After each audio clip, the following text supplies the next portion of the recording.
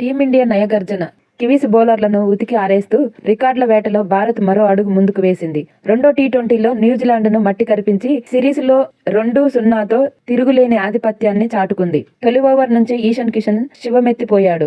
బంతి ఎక్కడ పడినా అది బౌండరీ లైన్ దాటాల్సిందే అన్నట్టుగా విరుచుకుపడ్డాడు. కేవలం 21 బంతులలోనే హాఫ్ సెంచరీ బాది న్యూజిలాండ్పై వేగవంతమైన అర్ధ సెంచరీ చేసిన భారత బ్యాటర్గా చరిత్ర సృష్టించాడు. గతంలో అభిషేక్ శర్మ పేరిట ఉన్న 22 బంతుల రికార్డును ఈశాన్ కిషన్ చెరిపేసి తనే నెంబర్ 1 అని నిరూపించుకున్నాడు. ఇక కెప్టెన్ సూర్యకుమార్ యాదవ్ తనదైన 360 డిగ్రీల ఆటతో 82 పరుగులు చేసి ఆకాశమే హద్దుగా చెలరేగాడు. అయితే ఈ మ్యాచ్లో ప్రత్యేకంగా చెప్పుకోవాల్సింది శివం దుబే. దుబే క్రీజులోకి రాగానే గ్రౌండ్ మొత్తం హోరెత్తిపోయింది. తన భారీ సిక్సర్లతో కివీస్ బౌలర్ల ఆత్మవిశ్వాసాన్ని దెబ్బతీశాడు. సూర్యకు సహకారం అందిస్తూనే మ్యాచ్ ను ఫినిషింగ్ స్టేజ్ కు చేర్చడంలో దుబే కీలక పాత్ర పోషించాడు. అతని క్లీన్ హిట్టింగ్ చూస్తుంటే యువరాజ్ సింగ్ ను తలపిస్తుంది. అయితే సూర్యకుమార్ యాదవ్ 82 పరుగులు చేశాడు. మరి ఈశాన్ కిషన్ 76 పరుగులు చేశాడు. శివం దుబే కీలక పాత్ర పోషించాడు. మొత్తానికి 209 పరుగుల భారీ లక్ష్యాన్ని టీమిండియా కేవలం 7 వికెట్ల తేడాతో ఊదిపారేసింది.